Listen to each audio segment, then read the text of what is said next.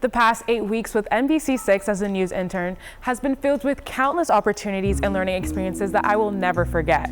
I've had the opportunity to work with producers, anchors, reporters, editors, production, and honestly, the list really could go on. But for now, let's put a magnifying glass on my time so far. Live, the news on NBC6 starts now.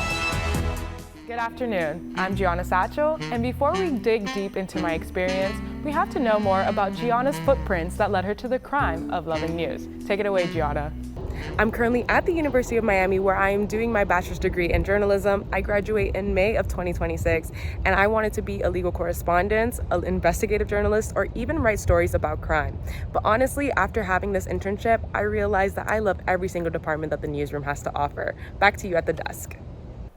On the first day, I was so nervous to be around talented and seasoned professionals. It was pretty intimidating, but I quickly realized that everyone was rooting for me and wanted to help me succeed, learn, grow, and explore every part of the newsroom.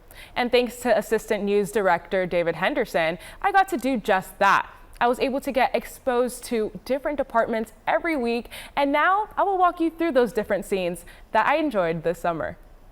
In the first 2 weeks, I learned how to write, edit, and create banners and graphics all through Delete, which at the moment seemed very complicated. But after receiving amazing advice, feedback, and criticism from executive producers, I was able to grow into a better and faster writer. And in 8 weeks, I have written probably over 300 VOs, SOT VOs, and NAT VOs. And the best part about this was seeing my work on TV and going home and telling my parents about what I wrote. On week 3, I had the chance to shadow Stephanie and Gabby at the assignment desk, the real command center of the newsroom. That's where I got a first-hand look at how stories are pitched, prioritized, and planned. While police scanners buzzed in the background, I watched them juggle calls, breaking news, finding stories, and even doing research. I helped update the next day's planner with cases I followed in bond court and learned how to scan through arrest reports and databases to find the next lead that could turn into our next big story. I even got to see how they coordinate the station's chopper, deciding where to send it and why, all in real time.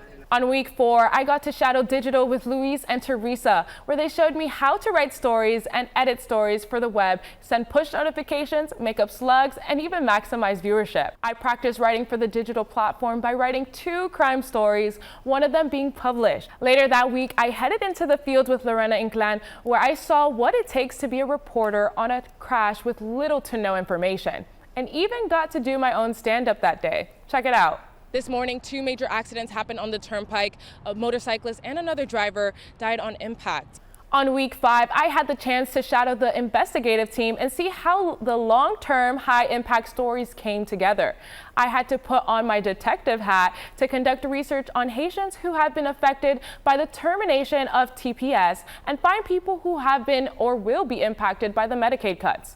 I searched through articles, websites, public records, and made calls and worked to find sources who could help bring the stories to life. Now, week 6 has been packed with so many amazing experiences.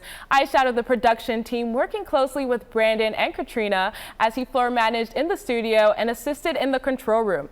Being behind the scenes has taught me a lot, from cueing anchors and reporters through their IFBs to giving time cues for weather segments. I also helped to set up the studio for South Florida Live and even got to sample breakfast bagels from one of the guests. And then came the dreadful morning shift. Waking up at 3 a.m. is not for the weak, but honestly, I loved it. That morning, I shadowed Vanessa, who walked me through assistant directing and how she directs for the toss to weather during the Today Show. I also shadowed Yanni from Telemundo, where I saw a full demonstration on directing the live stream show. And I watched her in action, controlling the flow in real time and keeping track of everything. And to top the week off, I shadowed Shelly for anchoring, where she gave us 30 minutes to write 3 VOs. And yes, I had to pick 2 crime stories. You know, you were probably expecting me to go 3 for 3, but I couldn't. But take a look. At least 3 people are dead after a shooting in Philadelphia.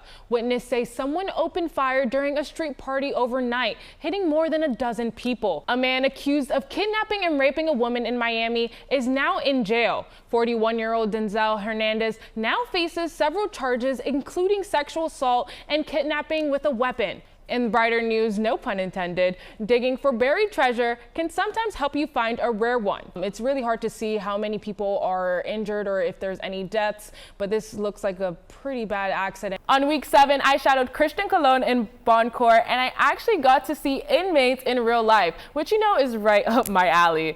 A full circle moment though here, where I recognized a suspect convicted for a crime appearing in court from a VO that I wrote a few weeks ago. Humans pleaded not guilty today, and the judge ordered for him to stay in jail until his trial. If he is convicted, he will face up to life in prison. I even sat in on a pre-trial hearing where no phones were allowed, just one camera and 1,000 reporters from different stations writing notes on a piece of paper or computers. I also headed out into the fields with Christian to cover a story in Broward. I saw how challenging it can be to get interviews outside of a hospital, especially when you don't know what the impacted person looks like, who their family is, or even who's willing to talk.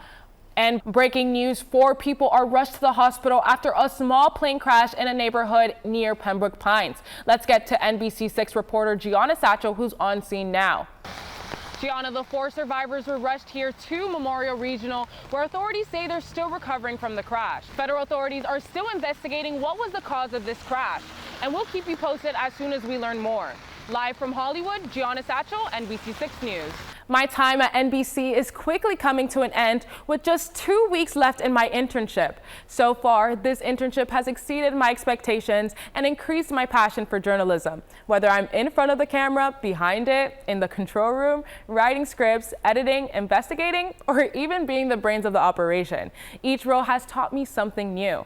I built so many meaningful connections, received valuable advice. I truly fell in love with my internship and everything the newsroom has to offer.